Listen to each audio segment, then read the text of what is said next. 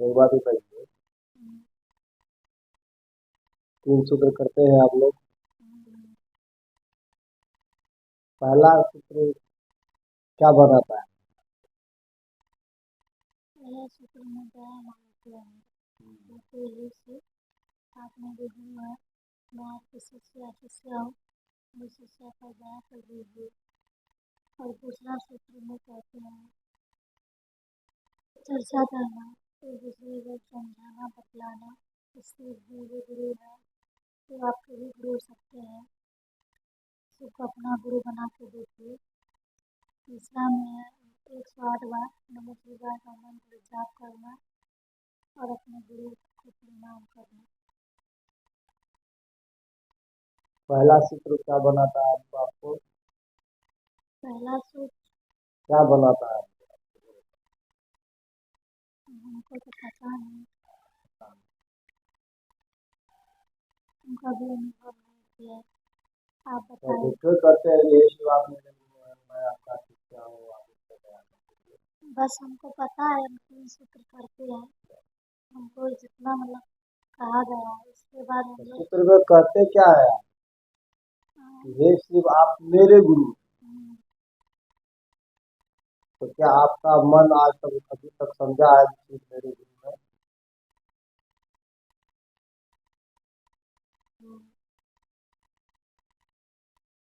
अगर मन स्वीकार कर लिया जो शिव मेरे गुरु है तो आप उसका क्या हो जाते हैं?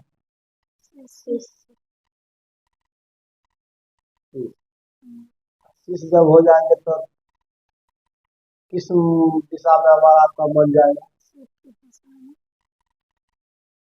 की दिशा में। गुरु जो सिखलाएंगे वह सीखने का अच्छा मजबूत होता चला जाएगा धीरे धीरे।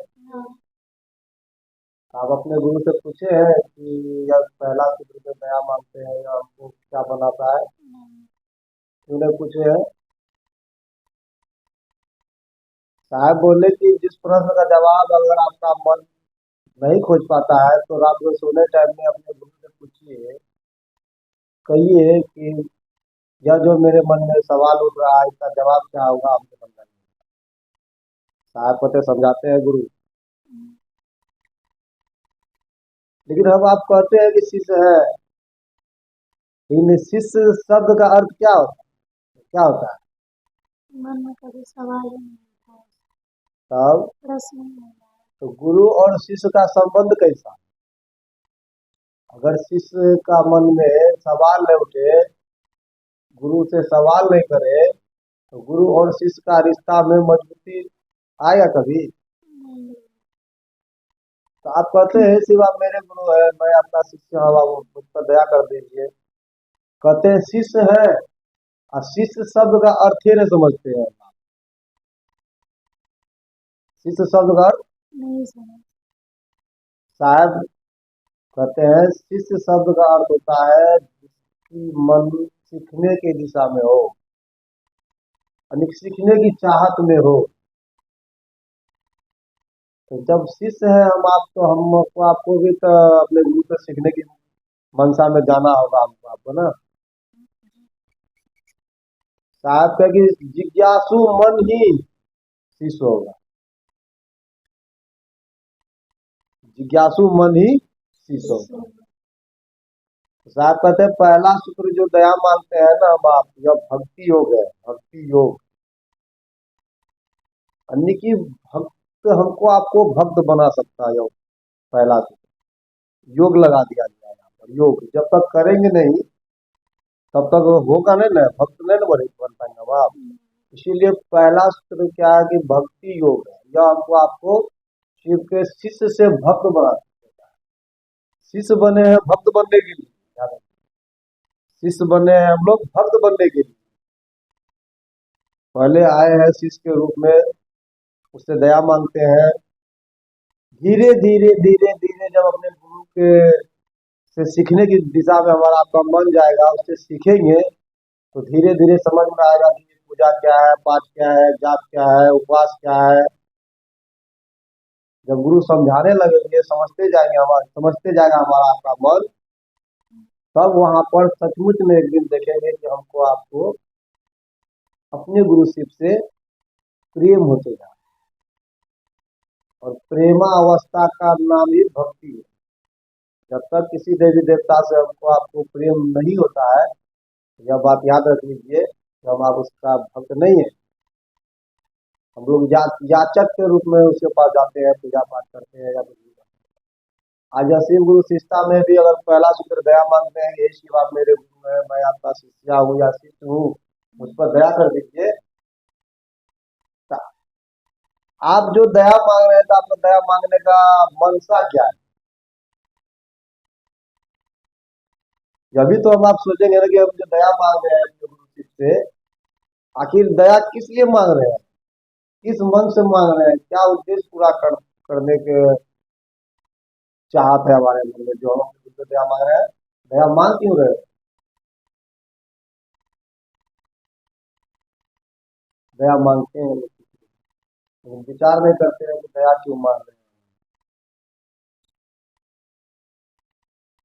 साहब कहे कि आप अपने गुरु से दया की याचना इसलिए कीजिए कि आपके गुरु ने जो कार्य आपको दिया है, जाओ लोगों को समझाओ, समझा करके शिव का शिष्य बनाओ। जब हमसे आपसे नहीं होता है तो हम आप अपने गुरु से दया की याचना करते हैं। लेकिन यहाँ होता क्या है, जरा सा कुछ हुआ तो हम आप अपने गुरु से दया मांगते हैं।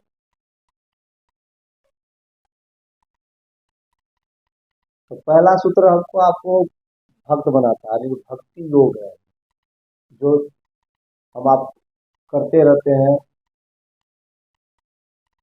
और भक्ति योग इसलिए है कि अभी की डेट में जो पूजा पाठ के दुनिया में तरह तरह का जो है बाधाएं है हमारे आपके लौकिक जीवन में।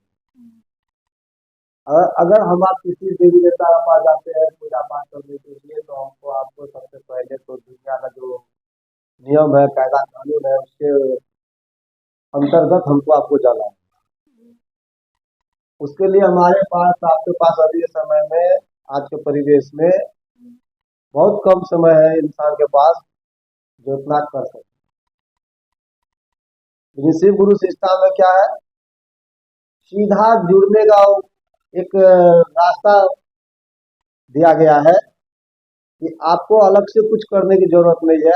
आप जैसे हैं, जो भी स्थिति में है, जहां है, आप अपने गुरु शिव को याद कर सकते हैं। और याद कर रहे हैं तो क्या कर रहे हैं? याद मतलब किसको याद कर रहे हैं? अपने गुरु शिव को। शिव को नहीं, शिव तो सबका है। शिव को नहीं, शिव तो सबका है। शिव को आपने अपना गुरु माना है। जब बोलिए कि अपने गुरु शिव को याद कर रहे हैं, आप घर में काम कर रहे हैं, फिर मनी मन दया मांग रहे हैं कि शिव आप मेरे गुरु हैं, मैं आपका शिष्या हूँ, आप उसका ध्यान। किसको याद कर रहे हैं? अपने गुरु शिव को याद कर रहे हैं ना। कहीं मंदिर में गए हैं क्या? कहीं मस्जिद में गए हैं क्या? अगरबत्ती जला के कर रहे हैं क्या? आप जो भी हाल में है अपने गुरु शिव को याद कर रहे हैं। इससे बड़ा भक्ति और क्या हो सकता है? यह हमको आपको भक्त बनाता है। हमारा आपका मन ही किसी से रिश्ता जोड़ता है। जहाँ है, जो भी स्थिति में है, अगर आपका मन उससे जुड़ गया, उसकी याद में चला गया, इसका मतलब है कि आपका मन धीरे धीरे भक्त की दिशा में जा रहा है। इसीलिए आज के परिवेश में हम मनुष्य के लिए इससे आसान तरीका भक्ति मार्ग में जाने के लिए, किसी भी भगवान का भक्त बनने के लिए और दूसरा कुछ कहीं नहीं। इसलिए शिव गुरु शिष्टा आज यह घोर कलयुग में आया है, हम मनुष्य के कल्याण करने के लिए।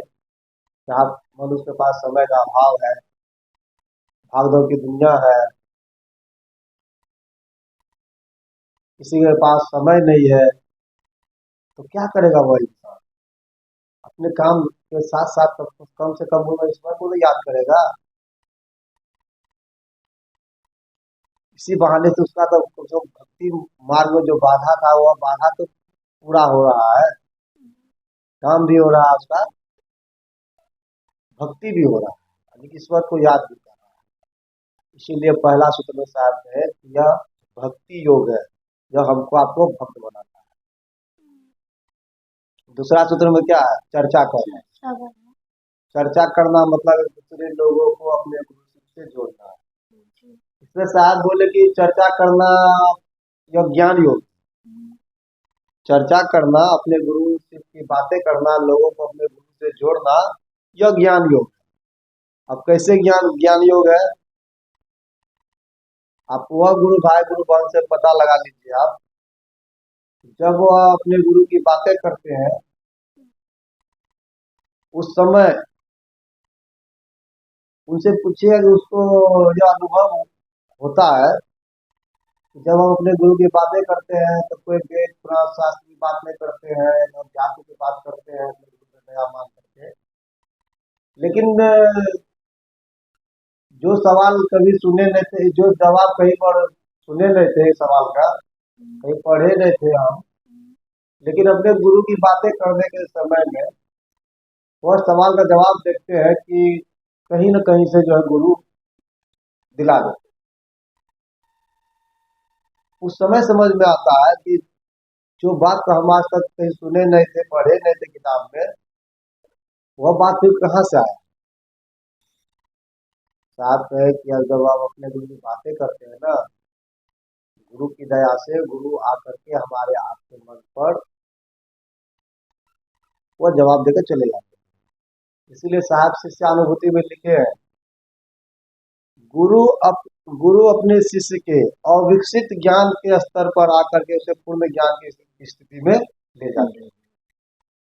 गुरु कहाँ उतरते हैं? शिष्य के अविकसित ज्ञान के स्तर पर आकर के उसे पूर्ण ज्ञान की स्थिति में लेकर चले जाते हैं। जब चर्चा करने के क्रम में ऐसा होता है, तो फिर हमारा मन समझता है वाह, तो गुरु की दया है, जो बात हम नहीं समझे कभी, यह चर्चा के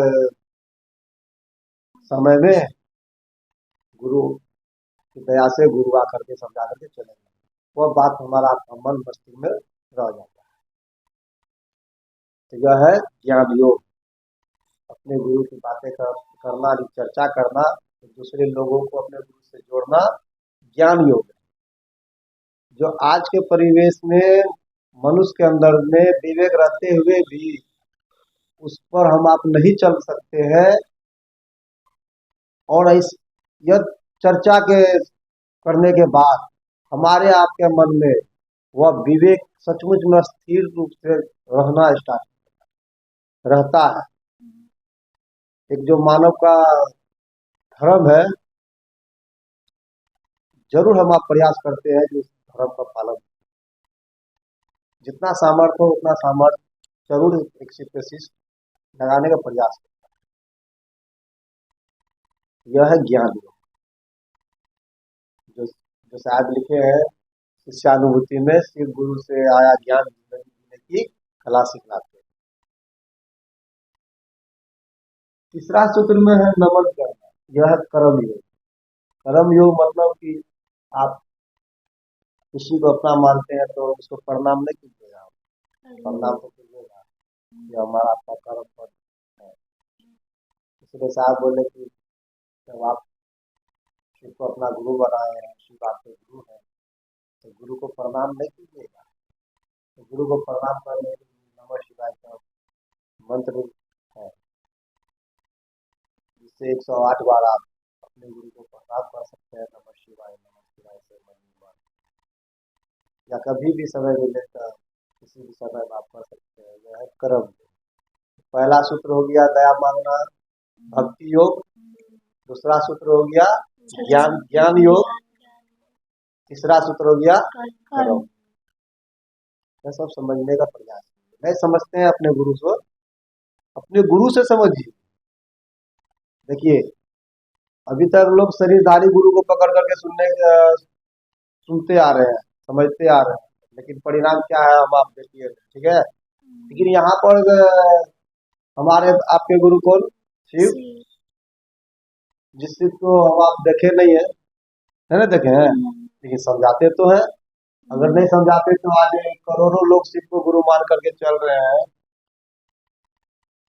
अक्षर का ज्ञान नहीं है और ऐसे ऐसे लोग अपने गुरु शिव की बातें करते हैं, कैसे बता कर? शरीर में तो गुरु नहीं है, लेकिन वो तो वहां से गुरु की बातें कर रहे हैं। किसकी दया से, किसकी ऊर्जा से, किसकी शक्ति से? कोई तो है अदृश्य, जी। जिसकी दया, जिसकी शक्ति से हम आप बात कर लेते हैं। तो अभी के समय में हमको आपको वैसे अदृश्य सत्ता शिव, जो सूक्ष्माति सूक्ष्म परम चेतन आत्मा है, जो हमारे आपके रोम रोम में बसा हुआ है, इससे संपर्क कीजिए, इससे बात कीजिए। आप बहुत सारे सवालों का जवाब उसके